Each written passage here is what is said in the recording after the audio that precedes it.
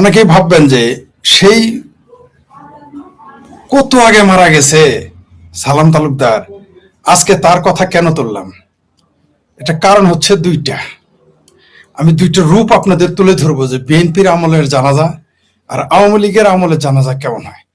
তার আগে একটু বলি, এই বাংলাদেশে কিন্তু নিজামীর জানাজা হয়েছে, মৈত্যা রাজাকার নিজামীর জানাজা হয়েছে, দেইলা রাজাকার সাইদির জানাজা হয়েছে, রাজাকার কুল শিরোমণি গোলাম আজমের জানাজা হয়েছে, কসাই কাদের মোল্লার জানাজা হয়েছে।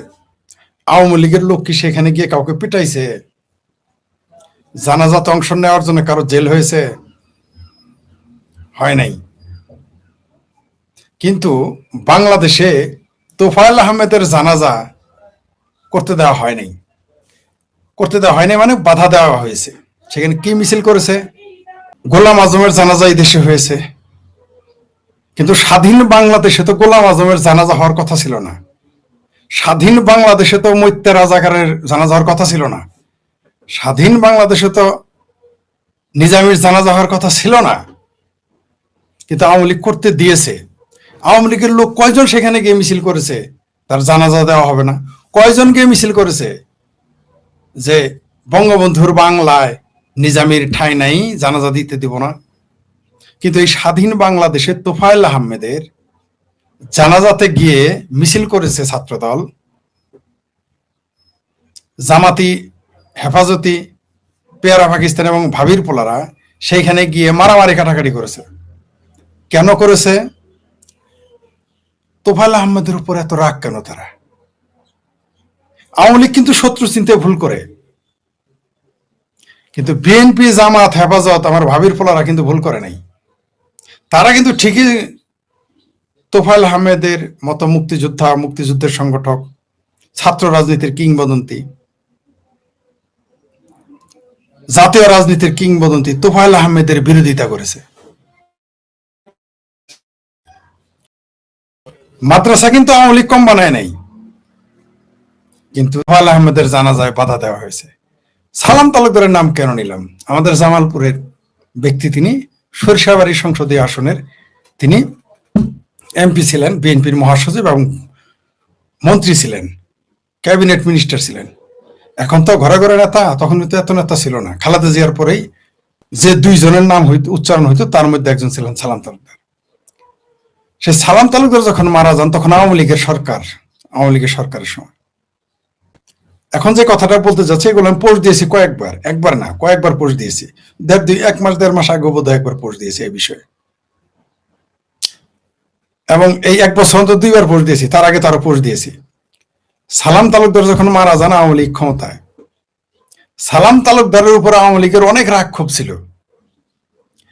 জামালপুরের আরেক তখন তরুণ উদীয়মান নেতা মির্জা আজম ভাই, তখন উদীয়মান নেতা, এখন তো তিনি প্রাপ্তবয়স্ক এবং তিনি জাতীয় নেতা। মির্জা আজম তখন ছিলেন তরুণ নেতা আওয়ামী লীগের, মির্জা আজম এমপি।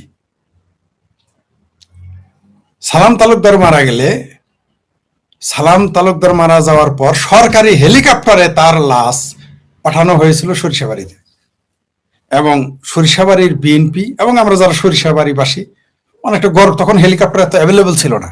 এখন তো কেসকি বান্দির পোলারাও হেলিকপ্টারে উঠে, তাই না? তখন হেলিকপ্টার একটা ফ্যাক্টর, মানে যে হেলিকপ্টারে সালাম তালুকদারের লাশ গেছে এটা এখন আপনার কাছে স্বাভাবিক মনে হইতে পারে, সাধারণ মনে হতে পারে। এখন আমিও হেলিকপ্টারে যাই, বা হেলিকপ্টার জিন্দা যায় আর মৃত যাই, বা সলিমুদ্দির পোলা যায়, কলিমুদ্দির পোলা যায়, সাহার পোলা যায়, ব্রাহ্মণের পোলা যায়, এটা কোনো ব্যাপার না। এরকম এখানে অ্যাভেলেবল টাকা হলে কেসকি বান্দির পোলারাও এখানে হেলিকপ্টারে করে, কেসকি বান্দির পোলারাও এখানে 100-150 প্রাইভেট কার নিয়ে মিছিল মিটিং করে। আজকে থেকে অর্থাৎ 90 দশকে কঠিন ব্যাপার ছিল। 90 দশকে এটা কল্পনা করা কঠিন ব্যাপার। 100 গাড়ি থাকা, 100 গাড়ি নিয়ে মিছিল করা বিশাল ব্যাপার। 5টা গাড়ি থাকলেই যথেষ্ট, এমনকি 2-1টা গাড়ি থাকলেই যথেষ্ট ছিল তখন। তার সম্মান অনেক বেশি ছিল। এখন তো কেসকি বান্দির পোলারাও 200-250 গাড়ি নিয়ে মিছিল করে, হেলিকপ্টারে 48 ঘন্টায় 6 বার হেলিকপ্টার বদলায় কেসকি বান্দির পোলারা। তখন একবার হেলিকপ্টার পাওয়া কঠিন কাজ ছিল। সেই সময়ে ব্যারিস্টার আব্দুল সালাম তালুকদারের মরদেহ সরিষাবাড়িতে যাবে, সেটাকে তিনি মাটিতে নামিয়েছেন। কে?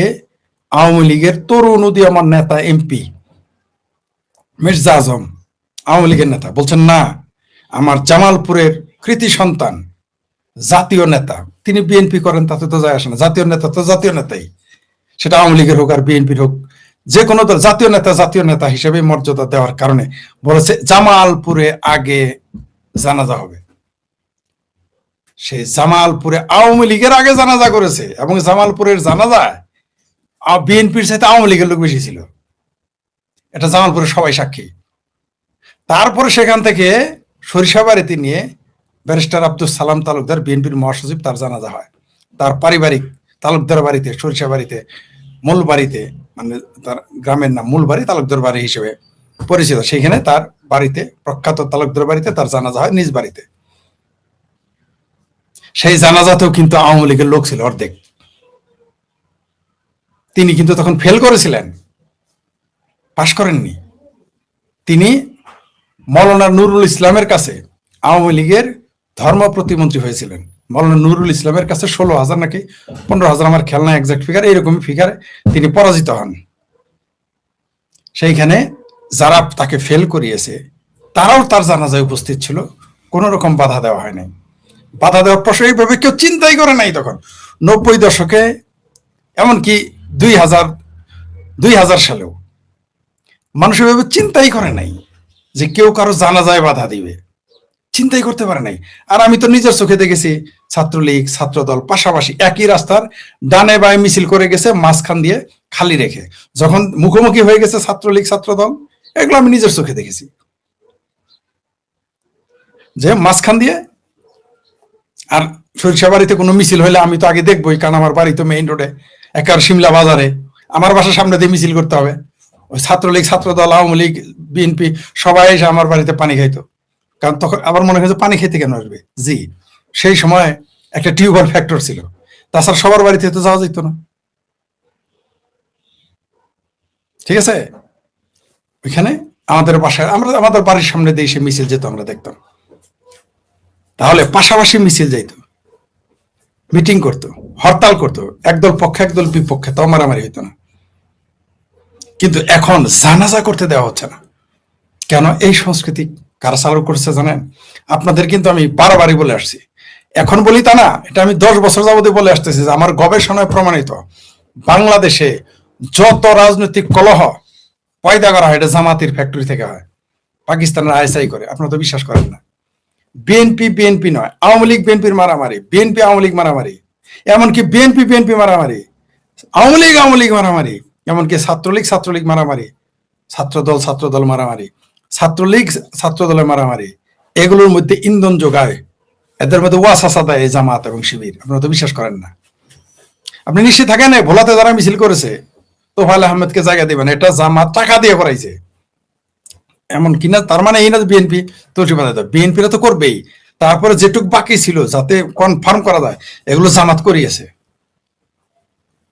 জামাত এগুলো করবে। এই দেখেন না, এ টিম বি টিম, জিন ক্লাব মঞ্চ, ধন ক্লাব মঞ্চ, পিন ক্লাব মঞ্চ, তারপর অমক শক্তি তমক শক্তি, কি কি নাম জানে, এগুলো সব জামাতের। ওরা জানে কি করতে হবে, ওরা এটা খুব ভালো করেই শিখেছে। ষড়যন্ত্রকারী হিসেবে জামাতের চাইতে মুনাফিকি, জামাতের চাইতে কেউ বেশি শিখে নেই, তারা কিন্তু সফল। আমি উদাহরণ কেন দিলাম, যে ব্যারিস্টার আব্দুল সালাম তালুকদারের জানাজা করায় জামালপুর জেলা আওয়ামী লীগ, তাহলে আজকে বরিশাল বা ভোলার আওয়ামী লীগের উচিত ছিল না তোফায়েল আহমেদের, বিএনপির উচিত ছিল না জানাজা করার? উচিত ছিল। শুধু তাই, শুধু লোকালে না, ঢাকাতে তার জানাজায় তারেক রহমান অথবা মির্জা ফখরুল সাহেবের উপস্থিত থাকা উচিত ছিল, মিনিমাম মির্জা ফখরুল সহ বিএনপির যারা কেন্দ্রীয় নেতা তাদের উপস্থিত থাকার কথা ছিল এই জানাজায়, উচিত ছিল। এটাই রাজনৈতিক সংস্কৃতি, এটাই রাজনৈতিক সৌহার্দ্য, এটাই গণতন্ত্রের সৌন্দর্য। কিন্তু সেটা ধ্বংস করে দেওয়া হলো। এর লাভের গুড় কে খাবে জানেন? মৌলবাদী শক্তি। যখন দেশে গণতন্ত্র থাকে না, লাভ কার হয়? আমি বুঝতে, আসলে তো বাংলাদেশে যারা রাজনৈতিক দল করে, আমি সরি এই কথা বলার জন্য, আসলে তো গণতন্ত্র প্রতিষ্ঠার জন্য করে না। অপ্রিয় হলো এই কথা সত্য, নিজের স্বার্থ মূলত আগে যাই হলো, আমি কোন দলে গেলে আমার চেয়ারম্যানগিরি পাবো কিনা, আমার মেম্বারগিরি থাকবে কিনা, আমার কাউন্সিলগিরি থাকবে কিনা, আমি মেয়র হতে পারবো কিনা, আমি এমপি হইতে পারবো কিনা, উপজেলা চেয়ারম্যান হইতে পারবো কিনা, এই সমস্ত ধান্দায় থাকে। জমি দখল করতে পারবো কিনা, মাতাব্বরি করে টাকা খাইতে পারবো কিনা, চেয়ারম্যান হলে কোটি কোটি টাকা কামাইতে পারবো কিনা, উদ্দেশ্য এটাই থাকে। গণতন্ত্র না, ওটা মানে ডেমোক্রেসি ফার্স্ট না, কান্ট্রি ফার্স্ট না। প্রথমে my self first, self profit first, তারপরে তারা অন্যান্য দল করে। এটা অপ্রিয় হলেও সত্য। আমি জানি আমার এই কথা শুনে অনেকেরই সব দলেরই মানুষ মনে করেন এটাই সত্য। আপনি জিজ্ঞেস করেন যারা বিএনপি করে বা যে কোনো দলই করুক, যে কোনো দল করুক, তাদের উদ্দেশ্য কি? প্রথম হলো নিজের কি লাভ, তারপরে তারা গণতন্ত্র দেশের চিন্তা করে। যদি এই দেশের যেভাবে দেশের অলিতে গলিতে যত নেতা খেতা পাতি নেতা, এই দেশ তো শোনা ডেমোক্রেসির তো বন্যা বয়ে যাওয়ার কথা, গণতন্ত্রের বন্যায় ভাইসে যাওয়ার কথা আমাদের। কিন্তু না, যখন যার কাজ তারই সাজে, অন্য করলে ঝাঁঝর বাজে। যখন এই গুন্ডা পান্ডা ভূমিদস্যু যখন রাজনীতিতে আসবে, অসৎ লোকগুলো যখন রাজনীতিতে আসবে, তখন তার রাজনীতিকে হাতিয়ার বানাবে তার কাজ সমাধা করার জন্য, এবং তাই করতেছে। তার জন্য আজকে গণতন্ত্র মৃত এবং মরতে বসেছে। আর মৌলবাদীরা চাচ্ছে, স্বাধীনতা বিরোধীরা চাচ্ছে, এবং সেনাবাহিনী চাচ্ছে এই দেশে যাতে গণতন্ত্র প্রতিষ্ঠিত না হয়। কারণ গণতন্ত্র প্রতিষ্ঠিত হলে এই ওয়াকাররা তো সচিবের কাছে যাইতেই ভয় পাবে, মন্ত্রী তো দূরের কথা, মন্ত্রী পিএস এর কাছে যাইতেই, তাদের প্রতিরক্ষা মন্ত্রীর কাছে যাইতেই তাদের 3 দিন লাগবে অ্যাপয়েন্টমেন্ট পাইতে। তাই এই দেশের সেনা মোল্লারা তো গণতন্ত্রে বিশ্বাসী করে না। সুতরাং এরা যাবে পাকিস্তান বাহিনী, যারা জামাত হেফাজত, নেজাম ইসলাম, মুসলিম লীগ সহ যারা এই ধরনের আছে, যত একডুম বাগডুম ঘোরাডুম আছে, যার যে দলের নাম আগে ইসলাম পরে ইসলাম, একটা তো গণতন্ত্র মানে না। তো এরা কি চাইবে? যে বাংলাদেশে যাতে গণতান্ত্রিক পরিস্থিতি না থাকে আর বড় বড় দলগুলো মারামারি করে, তাহলে কি হবে? এই সুযোগটা তারা পাবে। সেই সুযোগটা তারা নিয়েছে। সেটা সেনাবাহিনীর কাঁধে উঠে আসুক আর মোল্লাদের কাঁধে উঠে আসুক, এই অগণতান্ত্রিক শক্তি চাই দেশে গণতান্ত্রিক ব্যবস্থা প্রতিষ্ঠিত না হোক। তাহলে তো মোল্লার খাওয়া থাকবে না, মিলিটারি খাওয়া থাকবে না। তাহলে তো মোল্লা আর মিলিটারিকে ব্যাক বেঞ্চে গিয়ে বসে থাকতে হবে। তার জন্য তারা এমন কিছু ক্রিয়েট করবে যাতে দেশে গণতন্ত্র প্রতিষ্ঠিত না হয়। সেই জন্য কোন দল সবসময় লাগিয়ে দিবে। এই যে তোফায়েল আহমেদ, ছাত্র রাজনীতির কিংবদন্তি, জাতীয় রাজনীতির কিংবদন্তি, অর্থাৎ জননেতা হিসেবেও তিনি কিংবদন্তি, ছাত্র রাজনীতির মানে ছাত্র নেতা হিসেবেও তিনি কিংবদন্তি। মুক্তিযুদ্ধের ইতিহাস, 71-এর ইতিহাস, জয় বাংলার ইতিহাস, তার একটা প্রবন্ধ লিখলো আপনাকে তার নাম লিখতে হবে। প্রত্যেক প্রবন্ধে তার নাম থাকতেই হবে, কারণ যখন আপনি বঙ্গবন্ধুকে বঙ্গবন্ধু বলবেন, তোফায়েল আহমেদের নাম আসবে। ছাত্র জনতা, কৃষক, শ্রমিক, মেহনতি মানুষের পক্ষে, সাধারণ মানুষের পক্ষে বঙ্গবন্ধু উপাধি দেয় তোফায়েল আহমেদ। তার মানে বঙ্গবন্ধুর নাম নিল আপনার তোফায়েল আহমেদ কানতে হবে। সেই তোফায়েল আহমেদকে জানাজা দিতে দিল না বাংলাদেশের এই ভাবির পোলার। আমার বিএনপি জানাজা করতে দিবে না, কেন্দ্রীয় গোরস্থানে কেন্দ্রীয় শহীদ মিনারে তাকে জানাজা করতে দেয়নি। অথচ ওই কোথাকার কোন কারিনা, কোথাকার কোন সাউয়া মাওয়া গওয়া গওয়া হাদি মাদি পাদি যা আছে, এগুলোর জানাজা শহীদ মিনারে হয়।